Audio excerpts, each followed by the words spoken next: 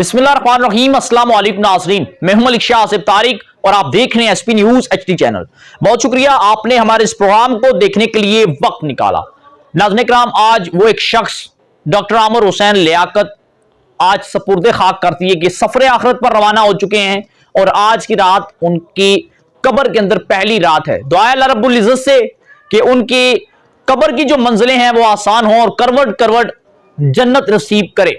नमाज जनाजा के जो मनाजर हैं जो दिल अफसुदा कर देने वाले, ईमान अफरोज कुछ मनाजर ऐसे हैं जो आपके साथ हम शेयर करेंगे, उसके ऊपर बात भी करेंगे।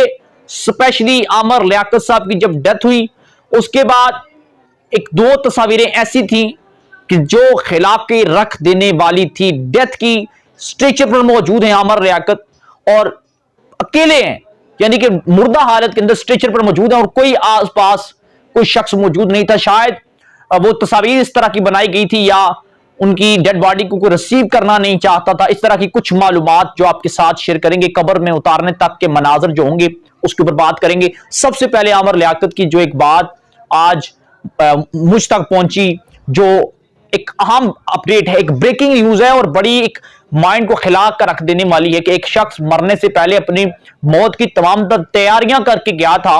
वो शख्स चीपा एम्बुलेंस को सब कुछ बताकर गया, अपनी वसीयत भी लिख कर गया। वो शख्स जिसने एक और शादी करनी थी, शायद उससे बाद शादी करनी थी, जिसने 10 साल तक का नया प्लान बनाया हुआ था, जिसने क्या क्या क्या करना था, कौन सी पार्टी ज्वाइन करनी थी, वो शख्स अपनी मौत के लिए बड़ा फिक्रमंद था। चीपा वालों को बुलाया, वसीयत लिखकर दी और उन्हें यह नसीहत की, ये वसीयत की कि मेरी मौत अगर होती है, मैं मर जाता हूं, तो तमाम तर गुस्ल कफन और तमाम तर इंतजाम आपने करने हैं। दूसरे नंबर पर वो शख्स जिसने शायद और जीना था, जिसके अंदर कुछ ख्वाहिश थी, लेकिन वो बंद कमरे के अंदर जाकर चीखे मार मार कर रोता था, डॉक्टर आमिर लियाकत। और मौत की शायद उसे फिक्र थी कि मैंने मर जाना है, मैंने बचना नहीं है, दुनिया से रुसवा हो चुका हूं, बीवियों ने रुसवा कर दिया, बच्चों को मुंह दिखाने के काबिल नहीं रहा। वो आमिर लियाकत, मौत की इतनी फिक्र थी, शायद मौत से मोहब्बत थी या वो जानता था मरने वालों। उसने अब्दुल्ला शाह गाजी रहमतुल्लाह अलैह के दरबार के अहाते के अंदर अपनी कब्र भी खरीद ली थी। उसकी जो भी वो रकम थी वो भी अदा की हुई थी, अपने जीते जी वो शख्स अपनी कब्र खरीद कर गया है। इस वक्त नमाज जनाजा के जो अहाता था हजरत अब्दुल्ला शाह गाजी रहमतुल्लाह अलैह के दरबार के बिल्कुल अहाते के अंदर डॉक्टर आमिर लियाकत को सपुर्दे खाक किया गया है। आमिर लियाकत साहब की जो वालिदैन हैं उनकी भी कब्रें वहां पर थी और बिल्कुल उनकी कब्रों के कदमों में आमिर लियाकत भी बिल्कुल आगोश की एक गहरी नींद हमेशा हमेशा के लिए सो चुके हैं। हमेशा के लिए वो इस आर्जी दुनिया को छोड़कर जा चुके हैं। उनकी इस डेथ पर उनकी पहली बीवी बुशरा वो भी आई, उसके बाद तूबा भी आई, लेकिन दानिया शाह जो कि अभी तक डॉक्टर आमिर लियाकत के निकाह के अंदर थी वो नहीं आई। उन्होंने हुकूमत के साथ एक बड़ा अनोखा किस्म का मुतालबा किया।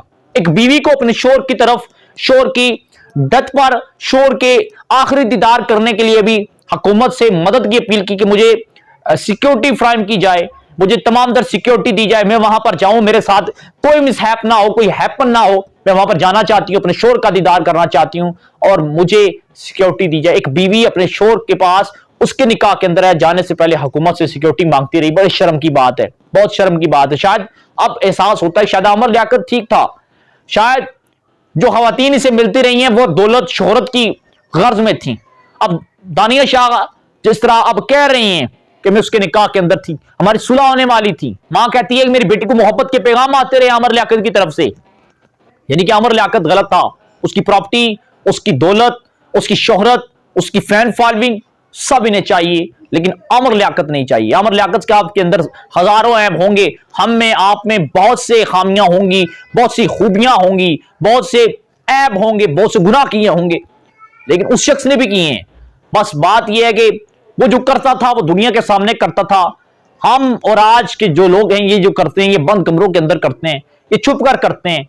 लेकिन आमिर लियाकत ने सरेआम कभी कोई गुनाह नहीं किया, शादियां जरूर की, लेकिन उन शादियों के चक्कर में आमिर लियाकत बिल्कुल रुस्वा होकर रह गया। अगर इस शख्स की जिंदगी के ऊपर एक लाइन दूं तो ये शख्स आशिकाने मुस्तफा भी था और नबी पाक सल्लल्लाहु अलैहि वसल्लम की नाते पढ़ते पढ़ते इसने अपनी जिंदगी का आगाज किया था। कम उम्र में आमिर लियाकत ने नाते पढ़ना शुरू की थी और अरूज तक पहुंचने में भी आमर लियाकत साहब का नातों में ही दिलचस्पी थी। नात ख्वां थे, एक बहुत बड़े आलम थे, एक बहुत बड़े मुकर्रर थे, बहुत बड़े एक राइटर भी थे। आमर लियाकत लिखते भी थे, किताबें लिखी इन्होंने।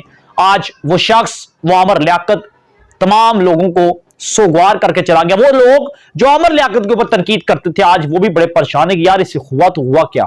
हम लोग तो तनकीद करते थे, लेकिन उस तनकीद के अंदर आज हम लोगों को एहसास करना चाहिए। हम तनकीद तो कर देते हैं, शायद अगले बंदे के वो बात दिल में उतर जाए और वो दुनिया छोड़ने पर मजबूर हो जाए। आमर लियाकत साहब का पोस्टमार्टम नहीं हुआ। पोस्टमार्टम इस वजह से नहीं होने दिया, बुशरा बीबी के बकौल के उनके दो बच्चे आमर लियाकत के, एक की दुआ और दूसरे के नाम अहमद, बेटी और बेटा थे। बुशरा बीबी के बकौल एक बात उन्होंने बड़ी हैरान कुन कही, जो मैं चाहता था अगले विलाग के अंदर करूं, लेकिन इसी विलाग के अंदर करना चाहता हूं। बुशरा बीबी ने कहा कि पाकिस्तान के अंदर बहुत बहुत बड़े लोगों की अमवात हुई हैं, और अमवात कैसे हुई हैं आज तक उनका कोई अता पता नहीं चल सका। मैं नहीं चाहती कि मैं अपने शोर का पोस्टमार्टम करवाऊं और बाद में मेरे बच्चों को मुश्किलात का सामना करना पड़े। शायद उन्होंने शक, एक कत्ल का, एक अजीबो गरीब और भयानक किस्म के कत्ल का उन्होंने एक शक का इजहार किया कि अगर वे पोस्टमार्टम होता है, वो चीजें सामने आती है तो मेरे बच्चों को प्रेशराइज किया जाएगा या उन्हें तंग किया जाएगा। इस वजह से आमर लियाकत के साथ जो कुछ हुआ वो उनको जो है वो आज जमीन के सुपुर्द कर दिया गया है। वो सफरे आखिरत पर रवाना हो चुके हैं। नाज़रीन किराम, सारी सिचुएशन आपके साथ शेयर की। कुछ वीडियो थी नमाज जनाजा के अंदर, बहुत से लोग थे, बहुत एक बड़ी तादाद थी, उनके चाहने वाले तमाम तर वहां पर मौजूद थे। दूर दराज लोग आए हुए थे इलाकों से। आमर लियाकत को आज हजारों लोगों के अंदर और ससियों के दरमियान सुपुर्द खाक कर दिया गया है। नाज़रीन किराम, सब्सक्राइब कर ले चैनल को, ताकि हर आने वाली वीडियो आप तक पहुंचती रहे। इंफॉर्मेटिव वीडियो जो भी हो, जो मालूमाती हो, जो दुनिया के अंदर, पाकिस्तान के अंदर क्या हो रहा है, सबसे पहले आप तक पहुंचती रहे। चैनल को सब्सक्राइब करके हमें दीजिएगा इजाजत। अल्लाह हाफिज।